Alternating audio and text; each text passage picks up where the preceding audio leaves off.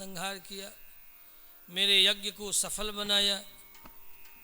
रास्ते में आते आते महर्षि सनंद तुम्हारी माँ का भी इन्होंने उद्धार किया। इतना सुनते ही सतानंद कृतज्ञता से भर गए। अहिल्योद्धार करके आपके धनुष के संबंध में जब इन्होंने सुना तो इनके मन में जानने की इच्छा हुई, देखने की इच्छा हुई, आखिर वो धनुष है कैसा जो यज्ञ अनेक वर्षों से चल रहा है, अब तक उस यज्ञ की पूर्णाहुति नहीं हुई। हे राजन, मेरे यज्ञ की पूर्णाहुति तो रामभद्र ने करा दिया। अब धनुष यज्ञ देखने के लिए, धनुष देखने के लिए यहाँ तक ये पग पग चल करके आए हैं। अहल्या दर्शनम चैव गौतमेन समागमम महाधनुष जिज्ञासाम कर्तुमागमनम तथा राम लखन दौ बंधु बर रूपशील बलधाम मखरा खेव सब साखी जगु जीते यसुर संग्राम सियाबल राम भद्र भगवान की जय। श्री राम का पवित्र नाम सुनकर के मुनि गौतम के पुत्र अहल्यानंदन सतानंद के मन में बड़ी कुतूहल उत्सुकता हुई। बीच में ही टपक पड़े, पूछ पड़े, हे महर्षि, सच मेरी माता का उद्धार हो गया?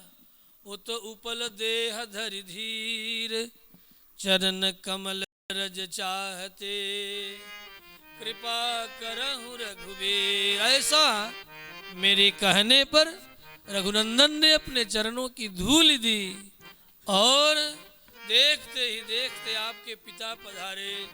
वैसे ही आनंद में भर करके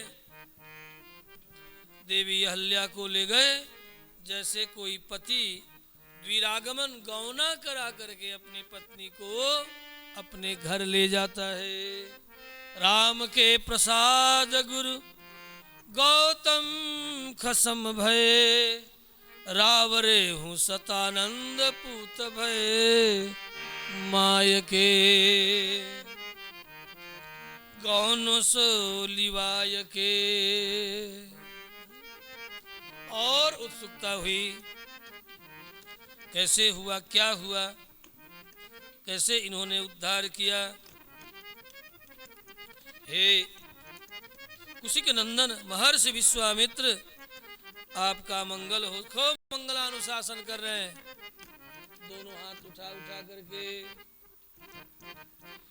क्या राम जी के मंगलमय दर्शन स्पर्श आदि के प्रभाव से मेरी माता सचमुच में शाप मुक्त होकर के पिता से मिल गई? कहा हाँ, राम के प्रसाद गुरु गौतम खसम भयो रावरे हो सतानंद पूत भय माय के राम के प्रसाद गुरु। राम की कृपा से आपकी माता तर गई। हे सतानंद, मैंने अपने कर्तव्य का भली भांति निर्वाह किया है। अस्तु गौतम सिधार्यो गृह गौन सो लिवाय के। सतानंद, आप आनंद पारावार में डूबने उतराने लगे। जिस मेरी माँ का उद्धार जिनके चरणों की कृपा से हुआ है, ऐसे श्री रामभद्र के चरण निश्चय ही स्तुत्य हैं। लेकिन राम तो थे ही अवध में, महर्षि विश्वामित्र के कारण ही राम के चरणों से मेरी माता का उद्धार हुआ। इसलिए विश्वामित्र की खूब लंबी बड़ाई राम जी को सुनाने लगे। तुम नहीं जानते विश्वामित्र क्या है, ये है, ये है, इतनी लंबी कथा। सतानंद, अच्छा, इस प्रसंग में मुझे एक चीज जो है थोड़ा अतिशय लगा, और अथवा ये कहूं कि मातृ उद्धार की जो कृतज्ञता है, उस कृतज्ञता में कुछ ज़्यादा ही सतानंद जी ने विश्वामित्र की प्रशंसा कर दे। तो सहसा सामान्य दृष्टि से देखने पर, जो मातृभक्त नहीं है, उस दृष्टि से देखने पर लगता है कि विश्वामित्र की चापलूसी कर रहे हैं। ऐसा शब्द नहीं कहना चाहिए, लेकिन चूंकि मैं कई बार पढ़ा रामायण जब, तो कई बार तो मुझे ऐसा लगा कि सतानंद इतना क्यों। लेकिन जब खूब इस पर विचार किया कि मेरी माँ जो उपल शरीर धारण करके पड़ी हुई थी कितने वर्षों से, और जिनकी द्वारा श्री रामभद्र लाए गए उनका उद्धार हो गया, तो कृतज्ञता में व्यक्ति को, कृतज्ञता में जब व्यक्ति प्रशंसा करता है तो वास्तव में वो हृदय की पीड़ा को शांत करने के लिए कहता है कि क्या करूं क्या करूं, ऐसे महर्षि विश्वामित्र के लिए मैं क्या करूं। तो जब कुछ नहीं कर पाता तो व्यक्ति स्तुति के पुल बांधता है। कृतज्ञता इसमें कहीं कोई बनावटीपना नहीं, इसलिए यह चापलूसी नहीं है, खुशामद नहीं है, ये सहज कृतज्ञता के भाव है महर्षि के प्रति।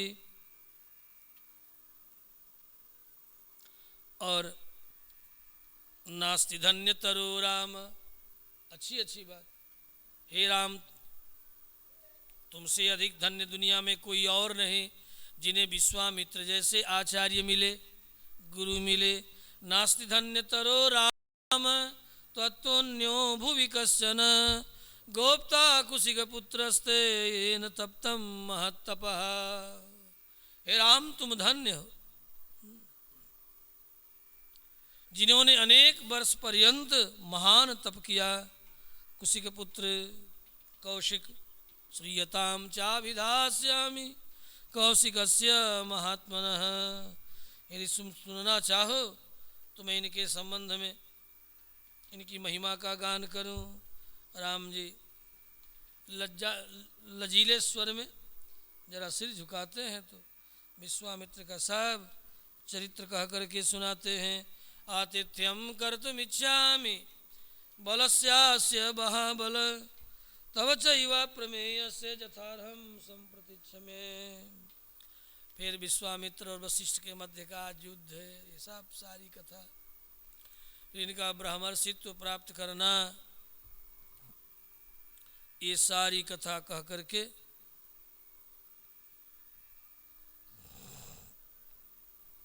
किस तरह पुनः सत्यव्रत राजा को स्वर्ग आदि प्राप्त कराने के लिए यज्ञ आदि कराए, लेकिन बाद में त्रिशंकुत्व को प्राप्त किए। गुरु शापहतो मूढ़ पतभूमि ववाक शिरः इत्यादि चरित्र सुनाते हैं। मध्य में त्रिशंकु का चरित्र है। ये सब सतानंद जी विश्वामित्र के विशिष्टता को कहने के लिए कह रहे हैं। इसी मध्य में विशिष्टता कहते कहते कहते प्रवाह में इतने बहते चले गए कि फिर रंभा का आना, मेनका का आना, इन सब चरित्रों को भी सुनाया। इस सुनाने के पीछे निंदा नहीं है, इतना सब होने के बाद भी कितने तपस्वी थे कि फिर किया तपस्या, और अंत में राजर्षि विश्वामित्र ने ब्रह्मर्षित्व पद प्राप्त कर लिया। और इतना ही नहीं, वशिष्ठ के समान पद को प्राप्त कर लिया। वशिष्ठ तो अपने पिता के आशीर्वाद से हे रामभद्र आपको शिष्य के रूप में पाया, लेकिन इन्होंने अपने तप के द्वारा हे रामभद्र आपको पा लिया ऐश्वर्य में। ये सब बहुत से श्री रामभद्र भगवान के। ब्रह्मर्षे स्वागतम तेस्तु तपसा स्म सुतोषिता, ब्रह्मण्यम तो तपसो ग्रेण प्राप्तवानसि कौशिक। विश्वामित्र ने कहा, हे सतानंद, मेरा राम धनुष देखने आया है, आप केवल मेरी ही प्रशंसा किए जा रहे हैं, मेरे संबंध में ही कहते चले जा रहे हैं। विश्वामित्रोऽपि धर्मात्मा लब्ध्वा ब्रह्मण्यमुत्तमं पूजयामास ब्रह्मर्षि वसिष्ठं जपतांबरम्। अस्तु।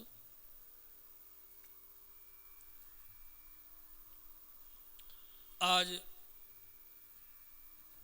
यही सब चरित्रों को सुनते सुनाते हुए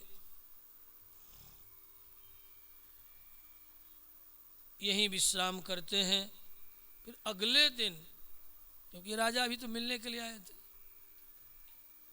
आमंत्रण देकर के गए कि चलकर ऐसे महर्षि को कहाँ ठहराया जाए, ज़्यादा दादा कहीं तनिक भी इधर उधर होगा तो वशिष्ठ जैसे लोगों को भी जिन्होंने नहीं छोड़ा हमें छोड़ेंगे, क्रोधित हो जाए तो।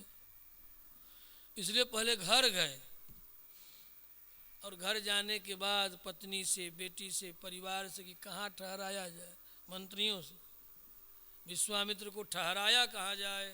मानसकार तो कहते हैं कि सुनैना ने कहा कि क्या करना है, सीता के ही कक्ष को, सुंदर भवन को लेकर के दे दिया जाए ठहरने के लिए मुनि को।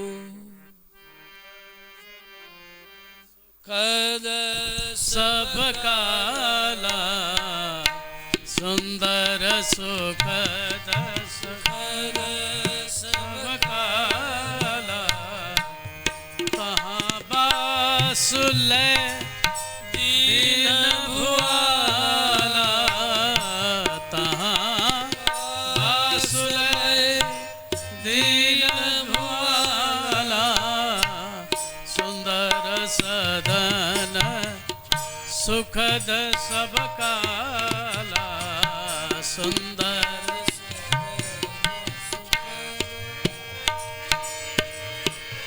एयर कंडीशन है, वातानुकूलित महल है, सुखद सब काला सुंदर सदन सुखद सब काला सुंदर न सुखद सब काला तहाँ बासुले दीन भुआला तहाँ बासुले दीन भुआला सुंदर सदन सुखद सदन सुखद सुखद सदन सुख।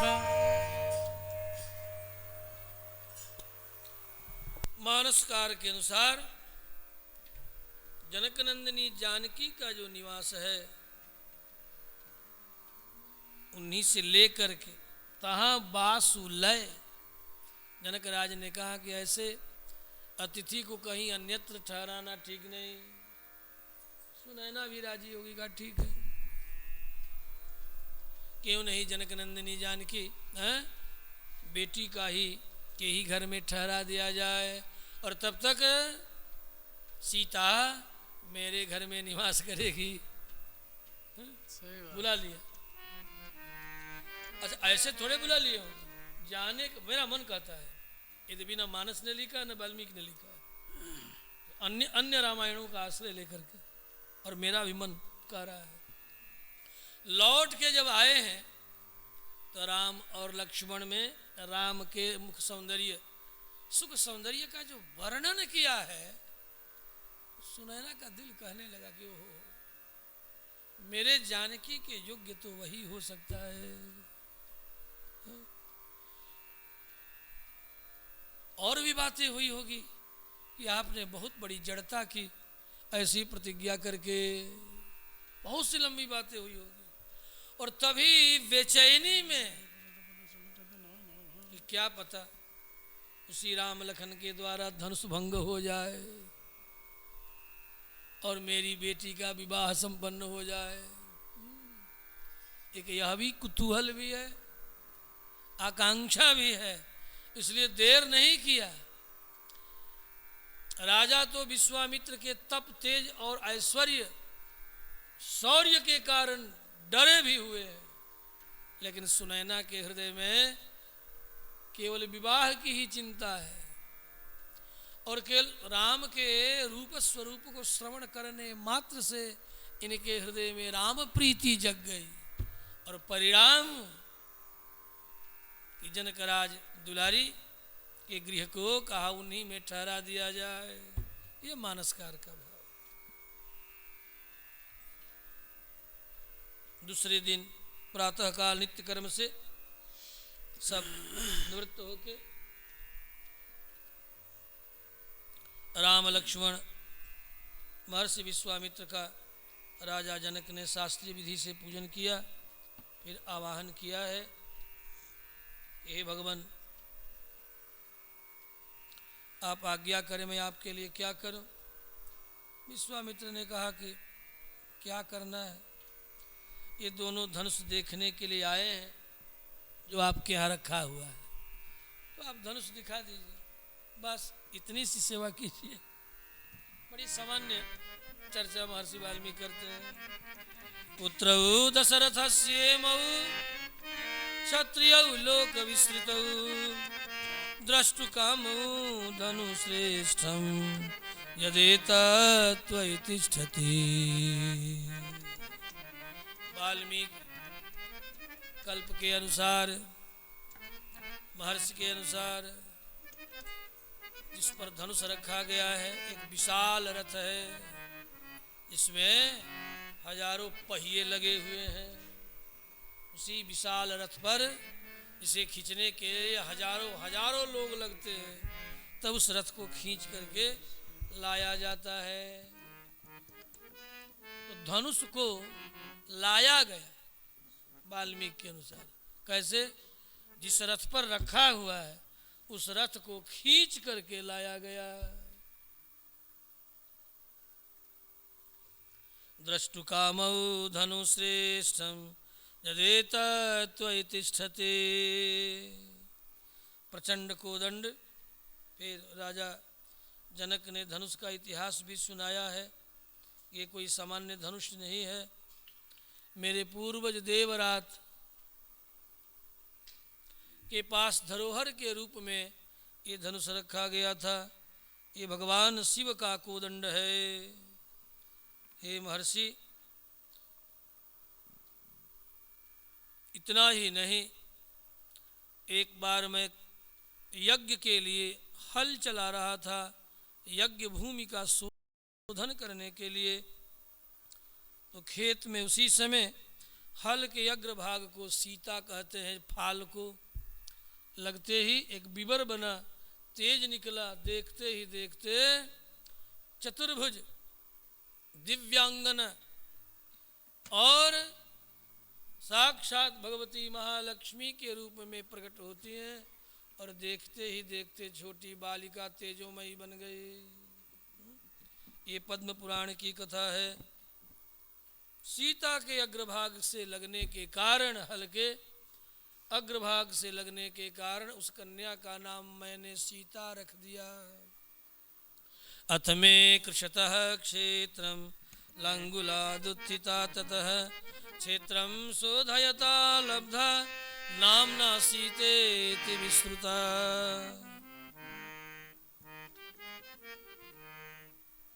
जिनका नाम सीता है, जो फाल्गुनी उत्तरा फाल्गुनी नक्षत्र में हाथ में कमल लिए हुए प्रकट हुई। देखते ही देखते कन्या हो गई। सैकड़ों वाल सूर्य की भांति जिनकी आभा प्रभा कांति छिटक रही थी।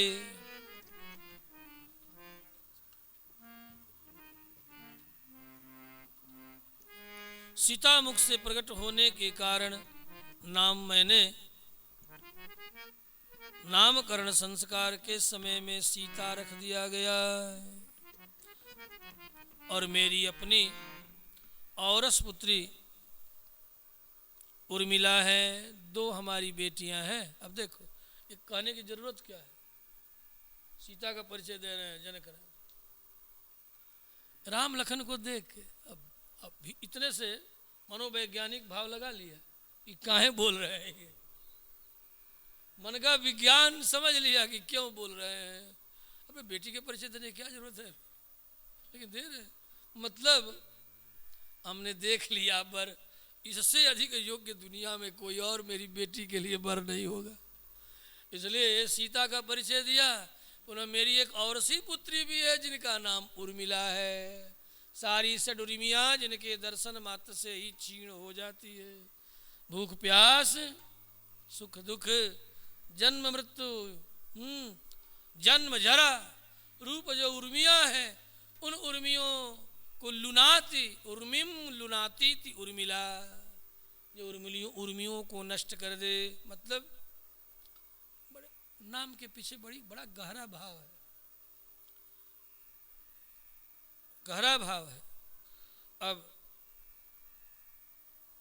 ईश्वर प्रेम में सचमुच में कोई पड़ जाए तब अनुभव में आवे, अथवा सच्चा प्रेम जगत में भी किसी के प्रति हो जाए तो उर्मियाँ जो है सताना बंद कर देती हैं।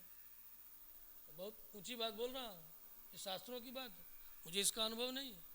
उर्मियाँ भगवत प्रेम में सुख दुख की भी अनुभूति न हो, भगवत प्रेम, और भूख और प्यास भी निंदन वासर है कि नहीं, भूख और प्यास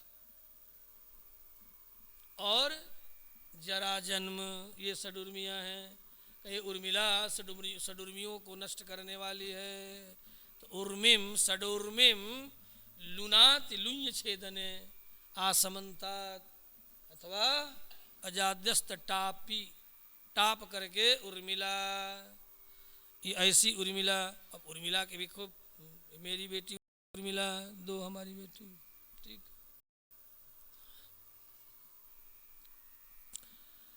अथ लोकेश्वरी लक्ष्मीर्जनकस्य पुरे स्वतः शुभक्षेत्रे हलुल खाते तारे चुत्तर फाल्गुने अयोनिजा पद्मकरा बालार्क सतसन्निभा सीता मुखे समुत्पन्ना बाल भावेन सुंदरी।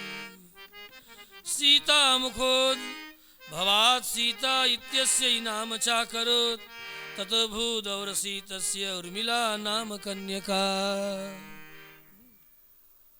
पद्म पुराण में ऐसा वर्णन किया गया है, जिस स्थल से आज भी सीता जी का प्राकट्य हुआ था, आज भी बिहार का वह क्षेत्र सीतामढ़ी कहलाता है। सीतामढ़ी गई हो ना? तुम्हारा किस जिला में घर है? दरभंगा ना हो तो दरभंगा की हो ना? हाँ, अब तो यहाँ बस गई, लेकिन उधर सीतामढ़ी नाम था। सीतामढ़ी आज सीतामढ़ी के नाम से जाना जाता है। वहाँ से बड़े रसिक संत लोग आज भी सीतामढ़ी में निवास करते हैं, जहाँ सीता जी का जन्म हुआ। जनकराज सुना रहे हैं कि जन्म से भी और नाम से भी आश्रय से भी मेरी बेटी अयोनिजा सीता परम पवित्र है। जनकराज विश्वामित्र ने बस इतना ही कहा कि धनुष देखने आए हैं, तो बेटी की कथा सुनाने लगे। धनुषवा नहीं दिखा रहे, धनुष नहीं दिखा रहे अभी, पूरी बात समझ ले तब धनुष दिखावे। हाँ, ये नहीं कि बिना समझे बूझे और कहीं बच्चे हैं, ये हैं बच्चे हैं, नौजुवक हैं, क्या पता बिना जाने समझे धनुष उठा कहीं तोड़ गए और बाद में कदम तो जानते ही नहीं थे कि धनुष तोड़ने पर विवाह करना पड़ेगा। तो आप भी है महर्षि, रिस्क है, किसी भी प्रकार का रिस्क न ले, जोखिम न ले। ये ऐसा वैसा धनुष नहीं, इसलिए सुना रहे हैं।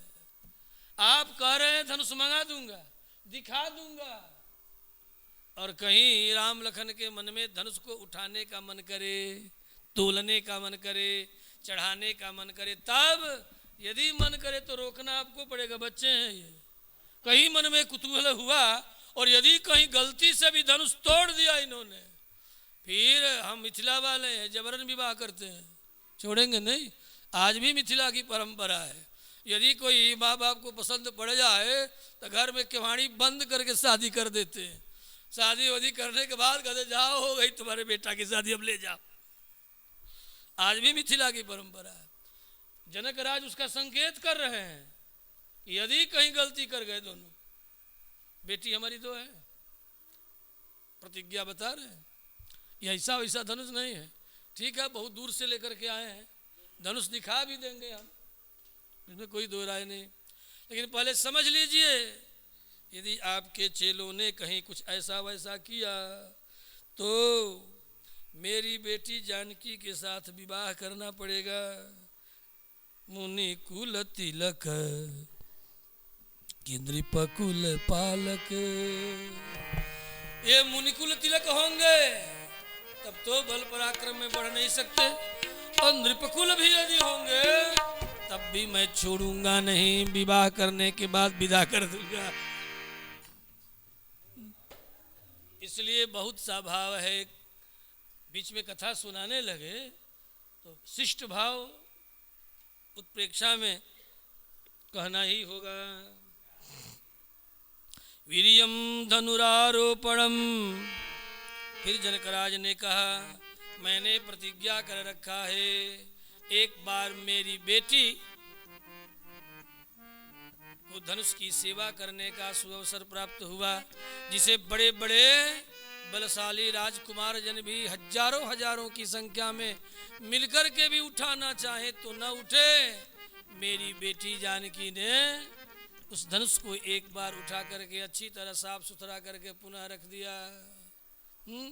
और मैंने देख भी लिया, और जब देख लिया तो प्रतिज्ञा कर बैठे, क्या कहूँ मैं अपनी जड़ता, इस धनुष को जो उठावेगा प्रत्यंचा चढ़ावेगा तोड़ेगा, उसी के साथ अपनी बेटी सीता अयोनिजा का मैं विवाह करूँगा। तो ठीक है, आप कह रहे हैं कि दिखा दो, क्या सेवा करूं, तो बस धनुष दिखा दो, दिखा दूंगा। दृष्टुकामऊ धनुश्रेष्ठम यदि तत्त्वयि तिष्ठति, जो तुम्हारे पास धनुष है उसे दिखा दो हे जनकराज। कहा दिखा दूंगा, लेकिन जरा धनुष की कथा आप जान ले। यदि कहीं राम लखन ने ऐसा कर दिया, जिस धनुष को देख करके बड़े बड़े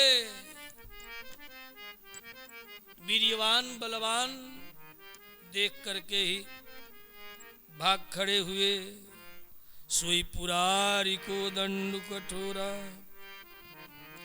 मैंने प्रतिज्ञा किया है जिस धनुष को देखकर नृपभुज बल विधु शिव धनुराहु, करुज कठोर विदित सब काहू, नृपभुज बल विधु शिव धनुराहु, नृपभुज बल विधु शिव धनुराहु, गरुड़ कठोर विदित सब काहू, गरुड़ कठोर विदित सब काहू, रावण बानु भट्ट मारे, रावण बाण भट्ट भारे, देख सरासन वही सिधारे, देख सरासन गवहीं सिधारे, सोई पुरारी को दंड कठोरा, सो पुरार को दंड कठोरा, राज समाज आज जई तोरा, राज समाज आज ते